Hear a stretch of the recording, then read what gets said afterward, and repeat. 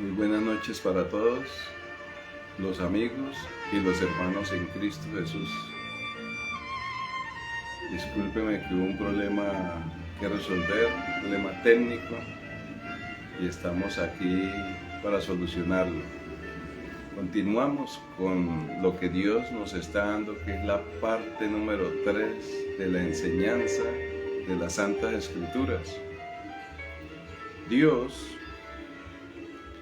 nos ha venido diciendo a nosotros que tenemos que creer en su palabra, porque su palabra es la vida de nosotros. Su palabra es lo mejor que Dios nos pudo haber dejado.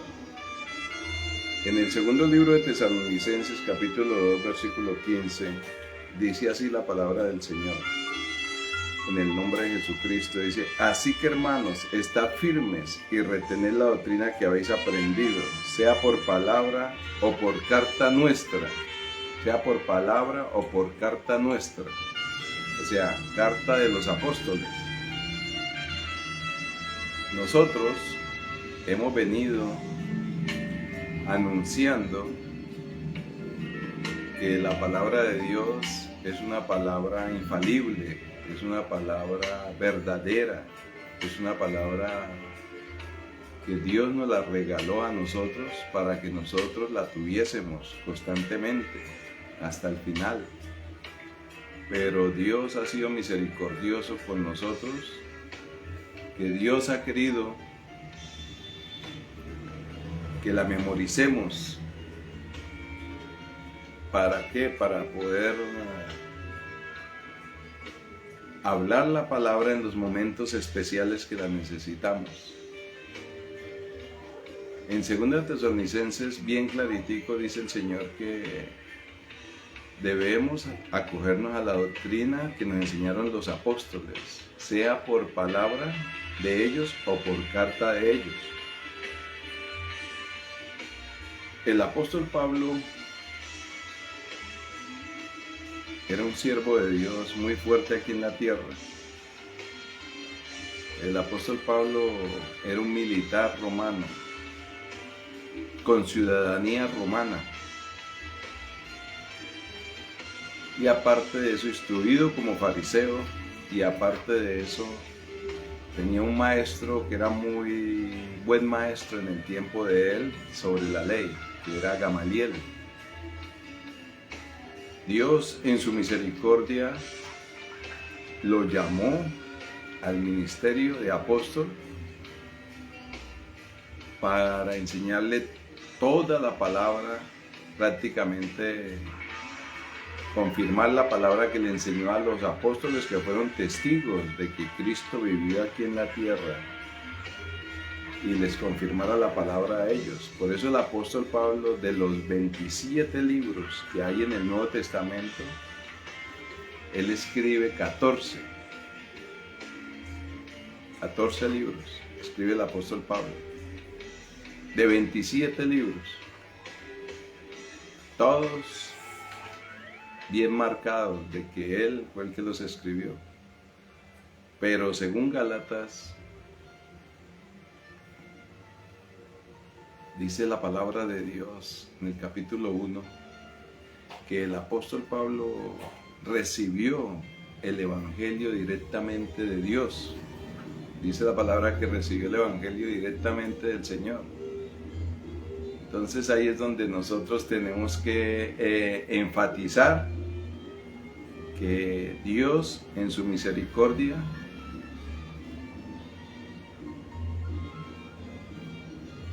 nos hizo multiplicadores de esa palabra bendita. Aquí en Cúcuta, departamento de Norte de Santander, Colombia, hay muy poca riqueza de la palabra de Dios. Aquí en Cúcuta, por ejemplo, no hay universidades teológicas. No hay universidades teológicas. Hay universidades de derecho, universidades de medicina, universidades de ingeniería y mucho instituto y mucha carrera técnica, pero aquí en Cúcuta no hay una universidad que enseñe teología, y menos teología pura. Creo que el evangelio fuerte aquí lleva más o menos unos 60 años en esta ciudad de Cúcuta, y de pronto se han alcanzado convenios a distancia, o de pronto se han alcanzado institutos bíblicos en Cúcuta. Lo que yo quiero decir es que los 27 libros del Nuevo Testamento más o menos fueron plasmados entre el año 300 y 400 y fueron consolidados en ese año, en esos, hablemoslo así, en los últimos 50 años del año 300 fueron consolidados, ¿sí? Dios permitió que unos obispos de las 50, 40 cartas o 40 libros pequeños de la Biblia no se dejaran sino 27. Y desde que se plasmaron esos 27 libros hasta hoy, 1700 años después, no se ha podido anexar ningún libro a la Biblia. Ningún libro se ha podido anexar, sobre todo al Nuevo Testamento. No se ha podido anexar ningún libro. El último libro lo escribió el apóstol Juan porque vio la visión profética del Apocalipsis, de lo que iba a suceder en el futuro en el mundo. Y Dios selló hasta ahí. Ese fue el último apóstol que escribió sobre el nuevo pacto.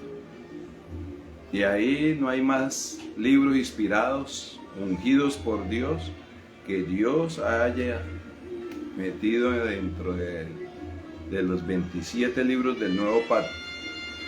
Entonces Dios,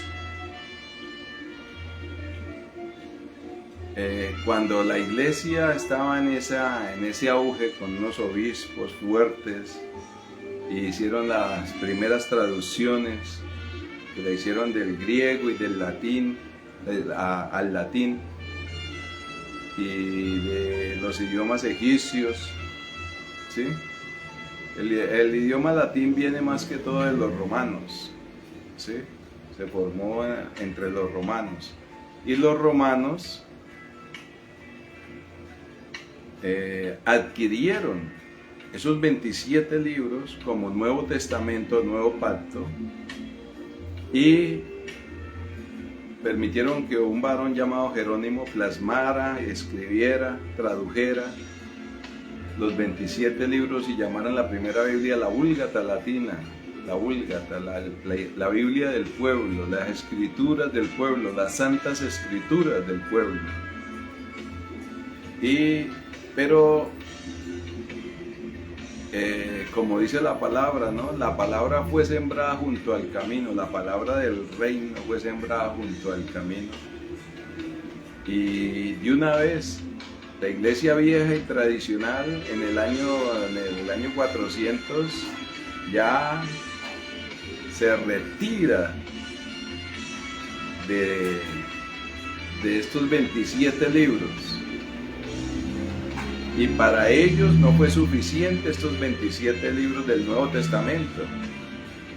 La Iglesia Católica permite que le den la libertad de culto, que la da el emperador Constantino, pero comienza a mezclar todas las filosofías que venían de Grecia, a meterlas dentro de la doctrina de la Iglesia.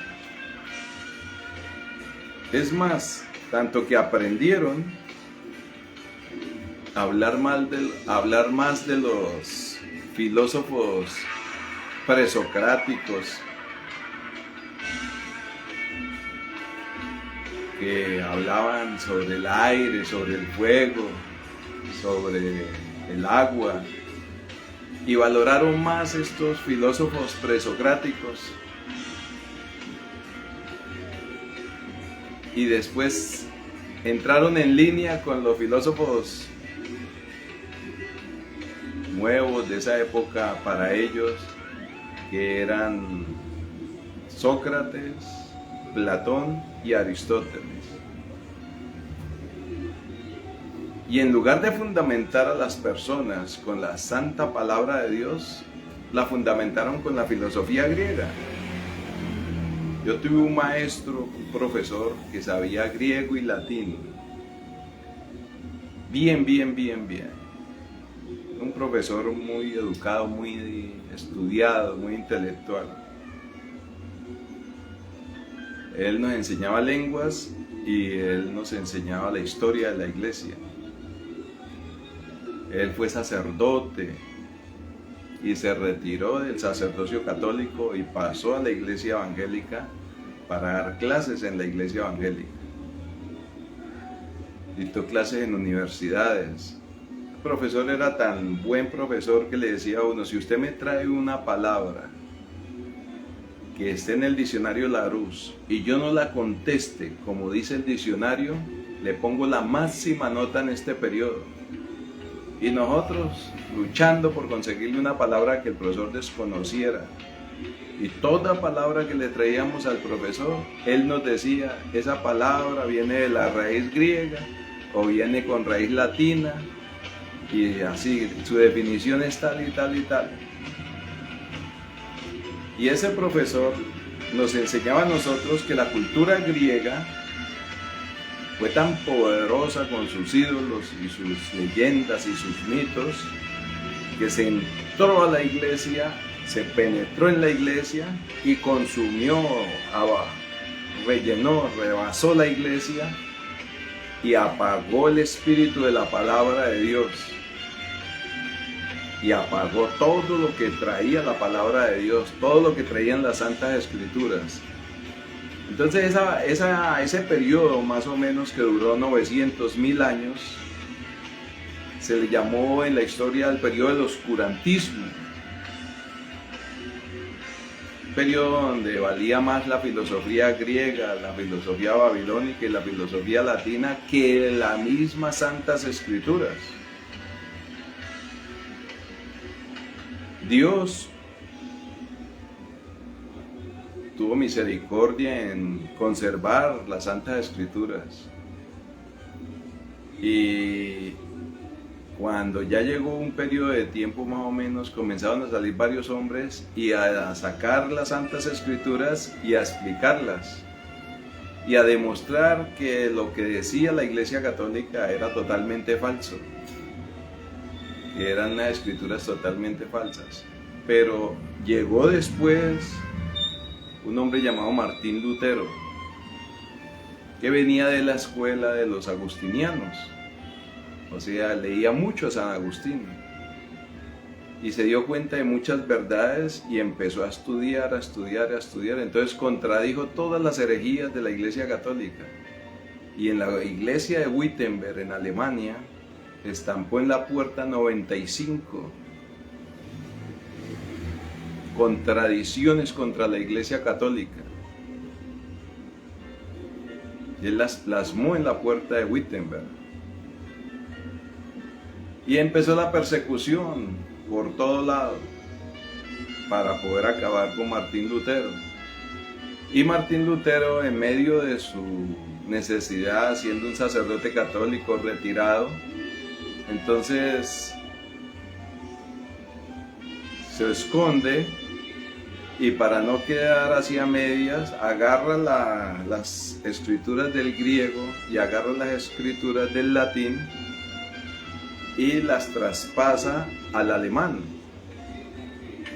Y Martín Lutero se gasta más o menos un periodo de 9 meses para hacer la transcripción de las escrituras al idioma alemán. Y las escrituras comienzan a agarrar otra vez el poder de Dios, la fuerza de Dios. Y las escrituras comienzan a hacerse valer y entran a Suiza, entran a Francia, renuevan la escritura en Inglaterra y comienza la escritura a extenderse de nuevo. Entonces sale un varón que se llama Juan Calvino, que hay gente que lo malinforma, pero Juan Calvino hasta ahora estaba descubriendo los misterios de Dios y estaba tratando de plasmarlos y volverlos a recoger. Entonces Juan Calvino comienza a extender el evangelio con varios varones, y estos hombres salieron buenos predicadores. Entre uno de ellos era Guillermo Farel, y estos hombres salían a las calles a predicar y la gente les creyó lo que ellos decían, y empieza a formarse la iglesia protestante, la iglesia cristiana, la iglesia reformada. Y de ahí que se forma la iglesia cristiana, ellos ponen una sola, hablemoslo así, una sola bandera, un solo símbolo fuerte, muy fuerte, fuerte. Y dicen que no quieren palabras de hombres, ni quieren comentarios de hombres, sino quieren el único y verdadero comentario, que es la sola escritura de la palabra de Dios. ¿Sí? Y en aquel tiempo la palabra evangelio no significaba lo que hoy tratan de enseñarnos, que significa el aquel que lleva las buenas nuevas, que esa es una palabra castiza de lo que significa la palabra evangelio, o sí, evangélico, portador de las buenas nuevas para salvación. En aquel tiempo, estos varones, la palabra evangélico significaba: solo creo en las escrituras de la palabra de Dios, en las santas escrituras y en nada más. Y lo que me diga las santas escrituras, eso haré. Y ahí se formó la iglesia más contundente, porque la iglesia estaba dividida, partida. Y los griegos, pues los griegos estaban contentos. Y fue tanto el poder de los romanos que en toda la travesía que hicieron, sacaron la iglesia de Jerusalén, donde nació en Jerusalén, y la trasladaron a Roma. O sea, el espacio que ocuparon en Jerusalén, vinieron a ocuparlo en Roma. Entonces en aquella época los senadores, los ilustres, hablemos así, los doctores en leyes, los sabios que habían en esas épocas, lograron a implantar una nueva iglesia que no tenía nada que ver con las escrituras. Y esta es la hora, que en este momento, que si usted va y le pregunta a un sacerdote que si ellos creen que las escrituras es la máxima autoridad para ellos dicen que las santas escrituras sí son la máxima autoridad para ellos, pero mienten, porque ahí los únicos que ignoran son la plebe, el pueblo, porque el pueblo no sabe nada. Entonces cuando usted le llega y agarra a un hijo y le dice: venga hijo, quiero que verdaderamente estudie teología, quiero que se preocupe por estudiar teología, quiero que estudie el Antiguo y el Nuevo Testamento, y que usted logre captar bien la verdad, porque ellos no enseñan las santas escrituras, ellos no tratan al hombre tripartitamente. Ellos están consumidos en herejías y están consumidos en vicios. Y uno de los males más grandes que causó la Iglesia Católica en el mundo fue prohibir el matrimonio y prohibir después de la separación el recasamiento. Eso fue uno de los males más grandes del mundo. Y prohibir el matrimonio, porque para ellos tenían que dar un voto de castidad, y ese voto de castidad hacía que ellos no se casaran. y ellos tenían problemas sexuales, hasta se castraban en ese tiempo, y para agradarle a Dios, cuando Dios quiere es que uno se reproduzca y tenga hijos y tenga una esposa y tenga familia, pero ellos no. Ellos continuaron en contra de las escrituras, de la Santa Escritura. Entonces empezaron a inventar catecismos. Un catecismo, 2 catecismos, 3 catecismos, 4 catecismos. Y así llenaron a todos esos pueblos de ignorancia con catecismos, y el pueblo no podía leer la Biblia. Hasta hace más o menos 100 y pico de años han permitido que se lea la Biblia dentro de sus feligreses, dentro de sus fieles. Lo mismo a las mujeres tenían prohibido leer la Biblia. Es más, amarraron tanto la herejía de que solamente ellos podían exponer las escrituras, que solamente tenían que dictarla en latín. En latín. Aquí había un famoso político en Colombia que era el doctor López de Mesa. Y ese doctor, cuando los obispos y esta gente planeaban en la política lo que siempre han planeado, porque ellos tienen la costumbre, en el orgullo que tienen, dicen: nosotros somos los que ponemos los presidentes en Colombia, nosotros somos los que ponemos los presidentes de las universidades del Rosario, de las universidades católicas, de las universidades de La Salle, de las grandes universidades de Colombia. Nosotros somos los que ponemos los presidentes en Colombia, nosotros los formamos. Pero el conocimiento que forman es un conocimiento griego y latín. Y quedó marcado eso para siempre, que hasta hoy ellos no les interesa nada de las Santas Escrituras. Es más, creo que hasta han dicho los últimos papas que las Escrituras van a ser abolidas, que ellos van a traer unas nuevas Escrituras. Pero nosotros, los protestantes, los creyentes en Cristo Jesús, vamos a seguir creyendo en lo que diga la Escritura, en lo que diga la palabra de Dios, en lo que diga los 39 libros del Antiguo Testamento y los 27 libros del Nuevo Testamento.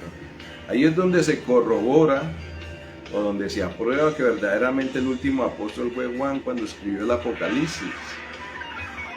Y los padres de la iglesia y los obispos hasta el año 300 ajustaron ese canon, porque Dios se lo permitió, para que nos lo guardaran para nosotros, para que nosotros la pudiéramos tener hasta hoy. Por eso es que hoy no existen apóstoles, porque una de las señales grandes de un apóstol es que reciba la doctrina directamente de Cristo. Esa es la señal número 1 en el mundo entero, en 195 países que están aprobados por, ya sabemos, ¿no? Están aprobados 195 naciones, y no, estos grandes, hablemoslo así, políticos, teólogos, hacen lo que quieren, y ellos vacilan y juegan con las Escrituras. Aquí en Colombia se presentó un caso muy particular, que a nadie la Iglesia Católica le daba el divorcio.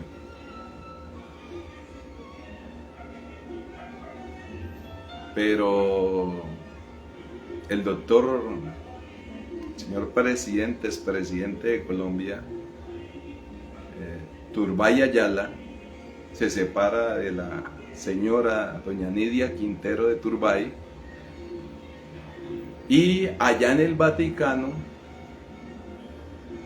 absuelven al señor Turbay Ayala y le dan su registro de separación y de divorcio, y permiten que el doctor Turbay Ayala, el presidente de Colombia, Julio César Turbay Ayala, se pueda volver a casar, y permiten que la señora doña Nidia se pueda volver a casar y ponerse el otro apellido de Balcázar, con el doctor Balcázar, y la iglesia lo aprueba. Pero a los del pueblo no les aprueban una separación legal. Y como irónico, ¿no? Que una persona que nunca ha tenido una familia, que nunca se ha casado, que nunca ha procreado hijos, que nunca sabe qué es sentir la carga pesada de una familia, de unos hijos, que nunca sabe qué es sentir unos nietos, tengan que juzgar a los que sí verdaderamente han tenido familia en la tierra. Pero ellos asombraban a los jóvenes, a los ancianos, hablando del griego, y hablando del griego, y hablando del babilónico, y hablando de los babilonios, y hablando de los romanos. Cuando yo estaba estudiando Derecho en la Universidad Libre, yo me acuerdo tanto, que todos los días llegaban con la introducción al derecho romano, y vamos a entrar al derecho romano, y al derecho romano, y al derecho romano, y al derecho romano. Y que el derecho romano es único en la tierra, sí, tienen razón, era el único derecho romano porque se especializaron más en todos los fraudes de la tierra, los romanos. Esta es la obra que sabemos que los italianos son más poderosos en fraudes que cualquier otra nación, inventaron las mafias y todo. Entonces, cuando los romanos inventan la mafia, la primera mafia que nace es la mafia de la religiosidad, la mafia del catolicismo. Entonces ellos vuelven otra vez que a reevangelizar el mundo, pero ya no lo están reevangelizando ellos con, hablemoslo así, con las santas escrituras, sino lo están reevangelizando con dádivas. ¿Sí? Ellos ahorita hacen como un alarde de que ellos están reevangelizando los Estados Unidos, que era tan protestante, que casi el 70% de Estados Unidos era protestante, pero ya los desnivelaron. Ahora Estados Unidos el 60-70% son católicos y el resto son protestantes. Pero ese no es el caso. El caso es por qué se tienen que esconder y por qué se tienen que cerrar y por qué tienen que, hablemoslo así, empacar las santas escrituras para que nadie las lea, para que nadie las enseñe, para que nadie las interprete. Entonces Dios toma unos personajes sencillos, obreros, pastores, evangelistas, y los envía. Y Dios comienza a moverse en pueblos pequeños, en ciudades, en el mundo entero. Y esos varones que Dios envía, todos esos misioneros, hacen valer las santas escrituras. Y las hacen valer tanto que hace que todo el pueblo compre escrituras, compre santas escrituras. Compren las historias sagradas, compren las escrituras sagradas. Y ahí comienza a alimentarse todo el pueblo, y en cada lugar, en cada pueblo, en cada ciudad hay un remanente, en cada país hay remanentes del Señor. Hace muchos años yo estaba clamando al Señor, orando. Y Dios me muestra una visión donde el mundo se mueve y comienza a dar vuelta al mundo. Y de vuelta al mundo, pero salían varias ventanas así como mostrándome un letrero, y en el letrero en otros idiomas, pero yo no entendía, hasta que yo dije, Señor, yo no entiendo. Aparece un letrero grande y dice, predica mi palabra, pero predica la unidad en el Espíritu Santo. Yo decía, Señor, ¿cómo así? Predica la unidad en el Espíritu Santo. Entonces el Señor me decía que exhortara a la iglesia y hiciera que la iglesia se uniera en los pueblos, hicieran asociaciones, ¿sí? Las iglesias de sana doctrina, ¿sí? Que tal vez conocemos nosotros desde hace muchos años, que están en todos estos países, ¿sí? Iglesias que tienen la sana doctrina, ¿sí? Que están aquí en nuestros países latinos, por ejemplo la presbiteriana, la bautista, ¿sí? La menonita, la Interamericana, la Confraternidad, la Iglesia Cruzada Cristiana, Cruzada Colombiana, Movimiento Misionero Mundial, Iglesia Misionera Bethesda, todas estas iglesias de sana doctrina, Filadelfia, iglesias que el Nazareno, la Iglesia del Nazareno, iglesias que están con sana doctrina, que creen en las doctrinas del Señor, que se unieran, hicieran asociaciones, que no esperaran a ser perseguidos para que se unieran, sino que hicieran asociaciones y cada uno diera de su parte, de sus talentos, de sus dones, para que toda la iglesia en sí se afirmara y prosperara. Yo le decía al Señor que por qué nosotros, tan divididos, tan desunidos, las iglesias cristianas de sana doctrina. Y el Señor me decía que Él lo permitía así para que no se fuera a formar otra iglesia católica, romana, y se perdiera la esencia de la palabra, o la palabra del reino, porque es que la Biblia habla de la palabra del reino de nuestro Señor Jesucristo, que el único Rey de Reyes que tenemos y Señor de Señores se llama Jesucristo. Nosotros no tenemos otro Rey, nosotros no adoramos hombres, nosotros no adoramos mujeres, ¿sí?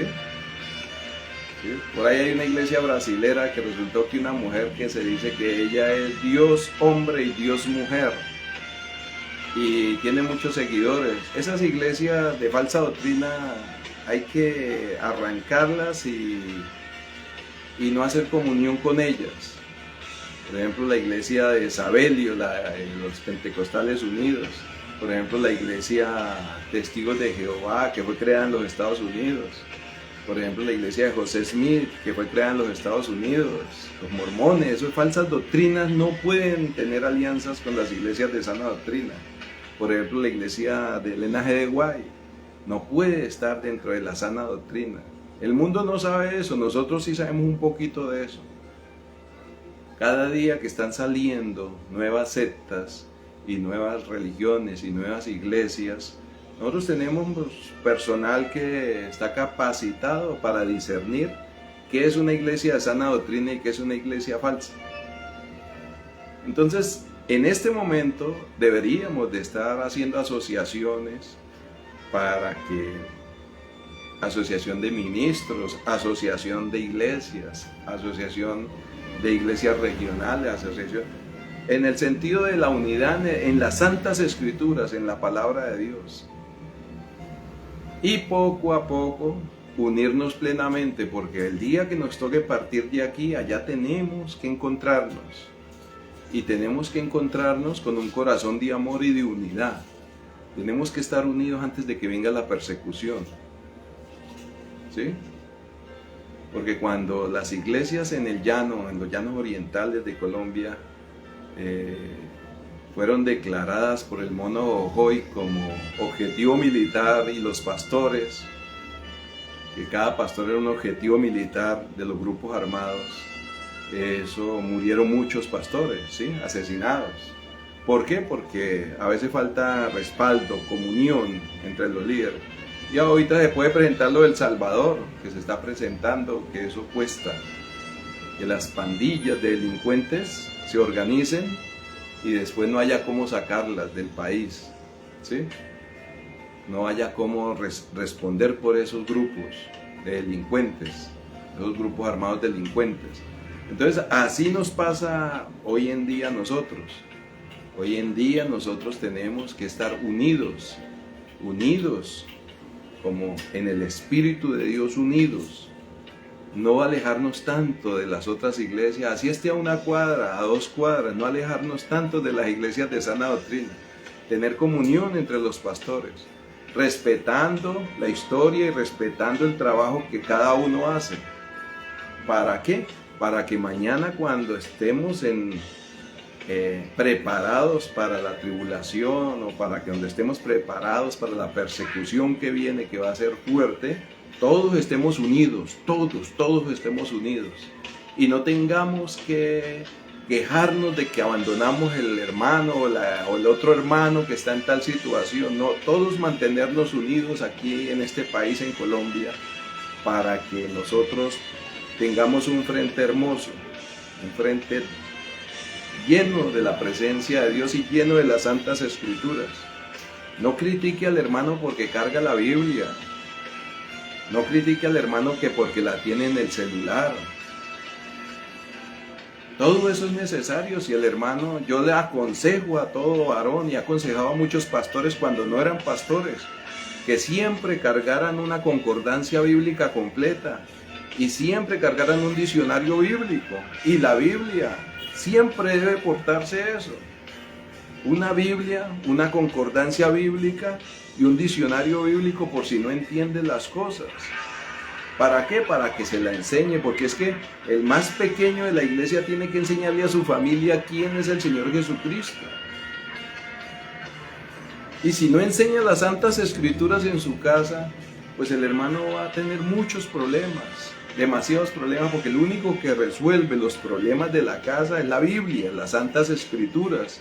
Y sin las Santas Escrituras el Espíritu Santo no actúa.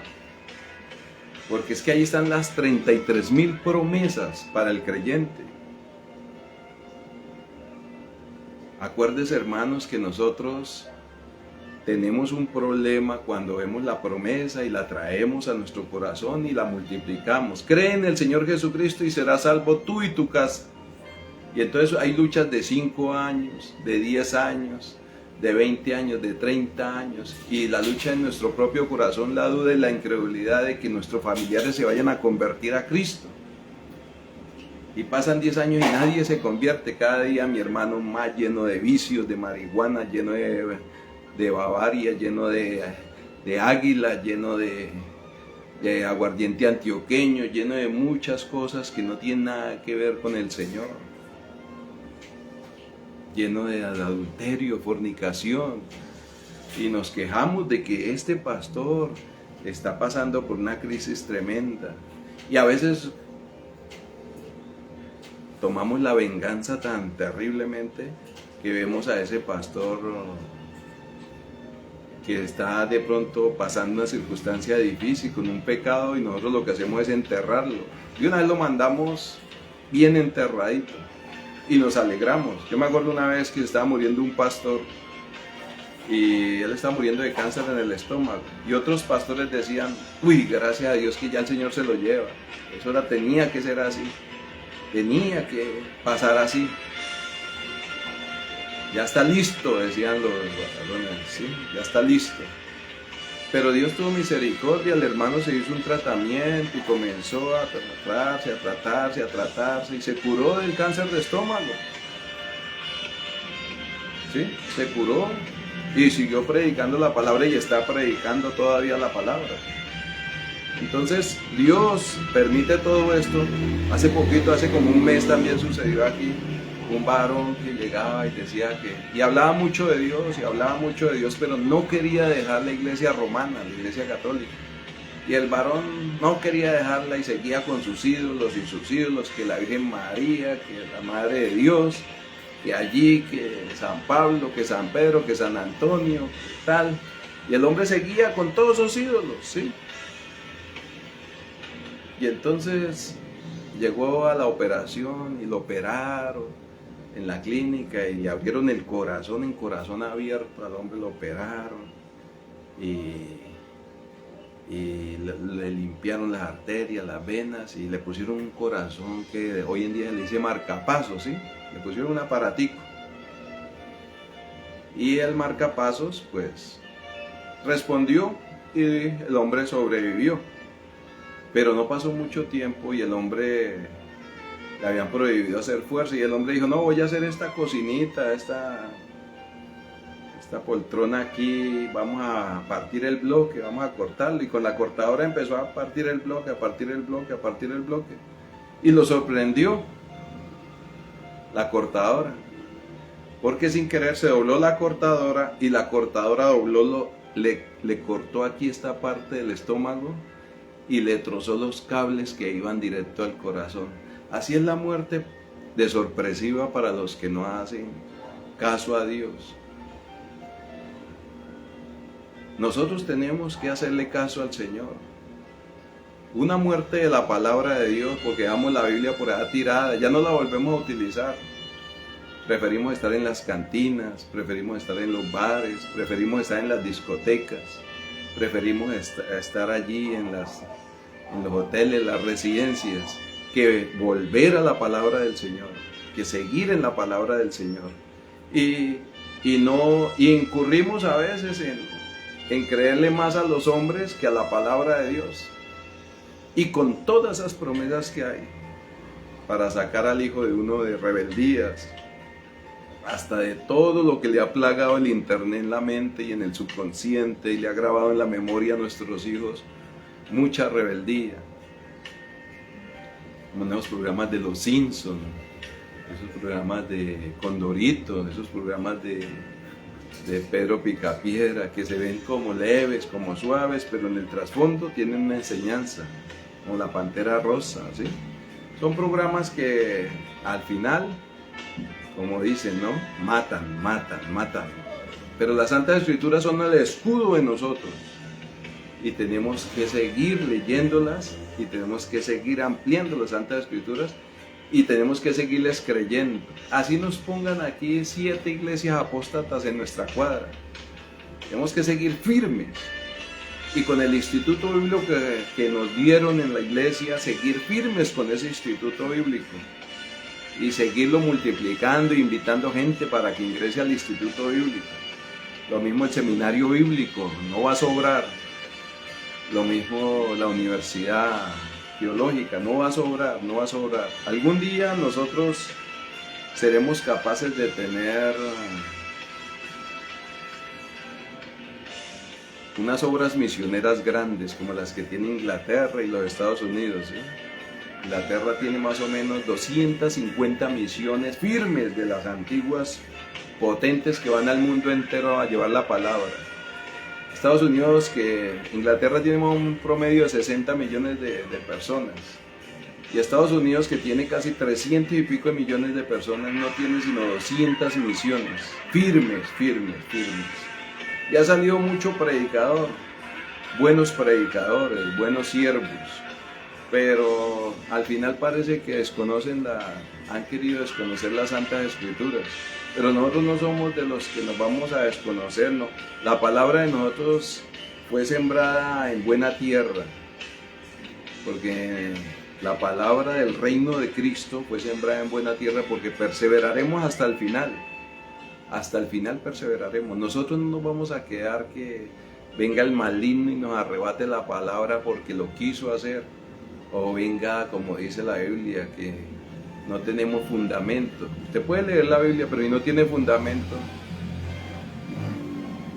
si su pastor no le enseña o el maestro que está en la iglesia no le enseña qué es la doctrina de la salvación, qué es la doctrina de la justificación por la fe, qué es la doctrina de la santificación por la fe, qué es la doctrina de la glorificación, si no se lo enseñan en la iglesia, usted puede pasar 20, 30 años, pero usted no sabe ni siquiera enseñar la doctrina de la salvación. ¿Y por qué no la sabe enseñar? Porque no la repite y no la aprende y no la aprende y no la aprende. Y ya el resto lo hará el Espíritu de Dios, el Espíritu Santo. Usted puede ser un mejor predicador a los 70, a los 80, porque ya tiene más experiencia y tiene más conocimiento.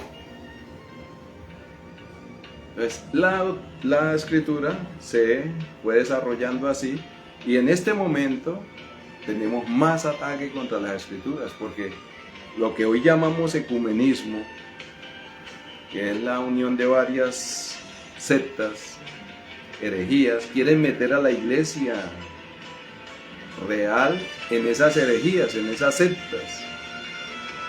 Lo que llamamos hoy ecumenismo, que sacó... ¿Cómo nos vamos a unir con la iglesia católica? Pongan a pensar. Con toda esa brujería que hace en las misas, con toda esa hechicería que hace en los cementerios. ¿Cómo nos vamos a meter ahí? ¿Cómo nos vamos a meter en ese lugar? No podemos hacer alianza. El ecumenismo para nosotros nunca va a existir, ni existió, ni existirá. Ya tenemos experiencia, los políticos se han sentado y han venido a las iglesias y han pasado políticos fuertes por los púlpitos y se han parado en los púlpitos y han prometido grandes cosas y a grandes pastores los han engañado.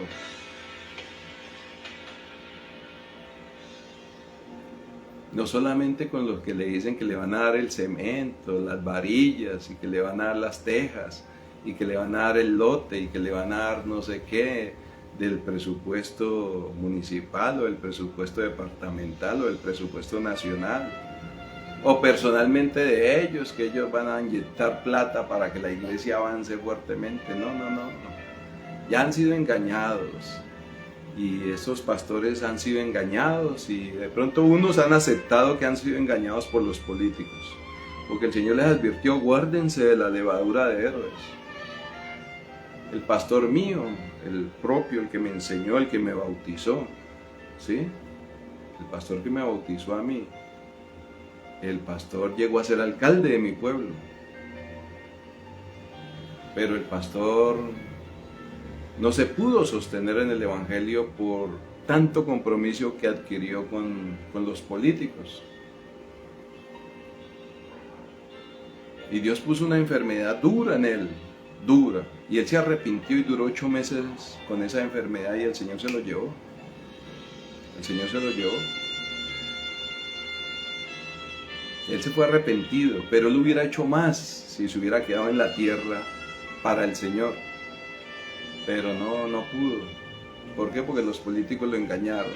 Y los políticos tienen esa fuerza de engañar con dádivas. Con dádivas. Lo mismo que le dijo Satanás al Señor Jesucristo en la tentación: si postrado me adorares, te daré todos los reinos de la tierra. Un mentiroso, no, eso no. Que siga predicando el evangelio, siga predicando la palabra. Que Dios no le va a faltar con nada, ni con techo, ni con vestido, ni con comida. Dios no le va a faltar con nada. Y si usted está en un campo difícil donde hay grupos armados, sea prudente, sea bien prudente y hable con ellos con la palabra, hable con ellos la palabra. Eso sí, allí en estos campos peligrosos no se vaya a escachar, no se vaya a salir del camino, porque ellos valoran el testimonio de un buen cristiano, de un buen evangélico. Y un evangélico que entiende las escrituras empieza a tener una conducta buena, una conducta sana delante de los hombres y delante del Señor. Ya paremos todo ese tiempo de deliberaciones, de estar voluntariamente pecando. Ya paremos todo eso y empecemos a entendernos con el Señor y a serle fieles a Cristo y a serle fiel al Padre y a serle fiel al Espíritu Santo, para que muy pronto, en 30, 40 años, ya partamos con el Señor contentos y llenos de vida, ¿sí? Y que hayamos dejado discípulos, No que hayamos dejado neófitos ni simpatizantes, y menos, como dijo el Señor Jesucristo, que recorremos mar y tierra y cielo para ser un prosélito, un discípulo, y lo hacemos 2 veces más hijo del infierno que de Dios. Tengamos cuidado los discípulos que formamos. Mucho cuidado con aquellos apóstatas que lleguemos indirectamente a formar.